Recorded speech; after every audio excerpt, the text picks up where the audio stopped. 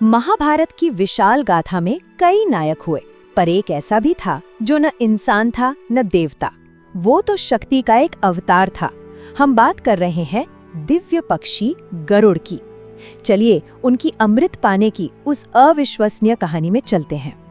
यही वो सवाल है जो इस पूरी कहानी की नींव है। सोचिए, गरुड़ का मकसद था स्वर्ग से अमरता का अमृत छीन लाना। ये तो सीधे सीधे पूरे देवलोक से टक्कर लेने जैसा था, और दांव पर सब कुछ लगा हुआ था। तो कहानी शुरू होती है गरुड़ के एक बहुत बड़े संकल्प से। अपनी माँ विनीता को गुलामी से आजाद कराने के लिए उन्हें अमृत चाहिए था, किसी भी कीमत पर।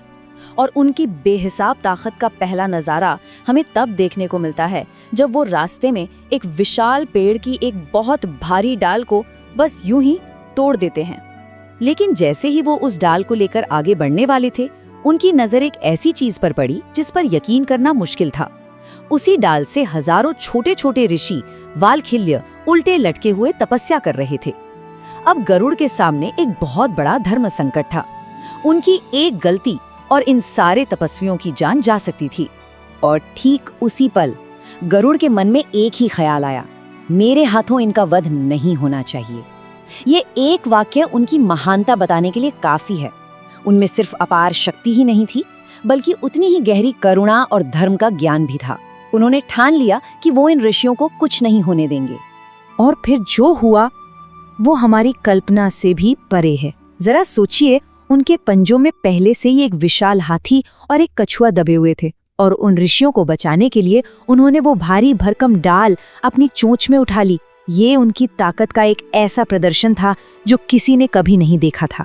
उनकी इस अद्भुत शक्ति और दया को देखकर वो वालखिल्य ऋषि भी हैरान रह गए, और कहते हैं उसी पल उन्होंने गरुड़ को गरुड़ नाम दिया। इसका मतलब है वो जो भारी बोझ लेकर उड़ता है।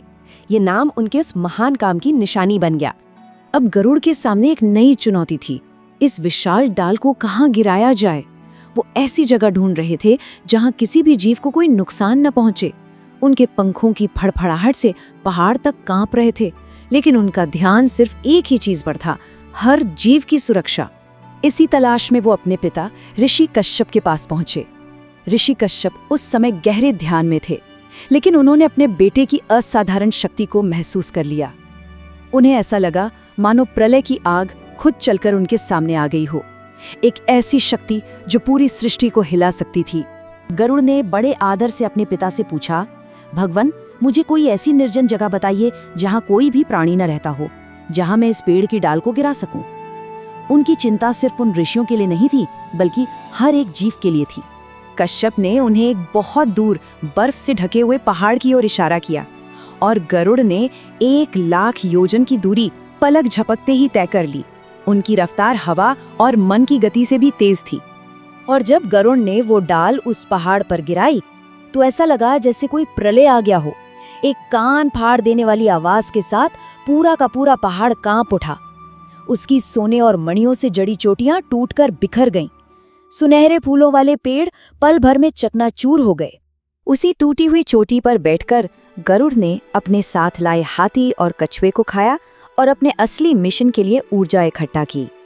अब वो पूरी तरह तैयार थे, स्वर्ग की ओर उड़ान भरने के लिए, जहां अमृत उनका इंतजार कर रहा था। और जैसे जैसे गरुड़ स्वर्ग के नजदीक पहुंचते गए, देवताओं के लोक में एक अजीब सी उथल पुथल शुरू हो गई। अचानक बिना किसी वजह के वहां डरावनी और अशुभ घटनाएं होने लगीं।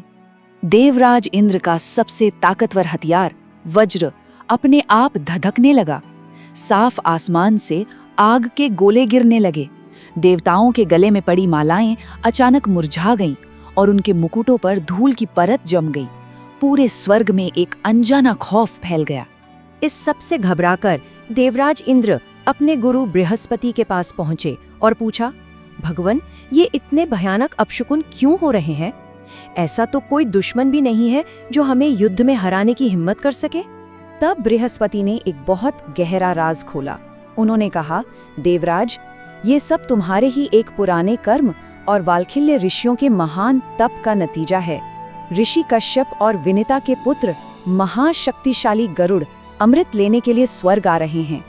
ये सुनते ही देवताओं के होश उड़ गए। इंद्र ने फौरन सभी देवताओं को इकट्ठा किया और उन्हें चेतावनी दी। जिस अमृत को उन्होंने सागर मंथन करके हासिल किया था, वो अब सीधे सीधे खतरे में था। सोचिए, वो देवता जो बड़े बड़े असुरों के नगरों को पल भर में राख कर देते थे, आज एक अकेले पक्षी से लड़ने के लिए अपनी पूरी ताकत जुटा रहे थे।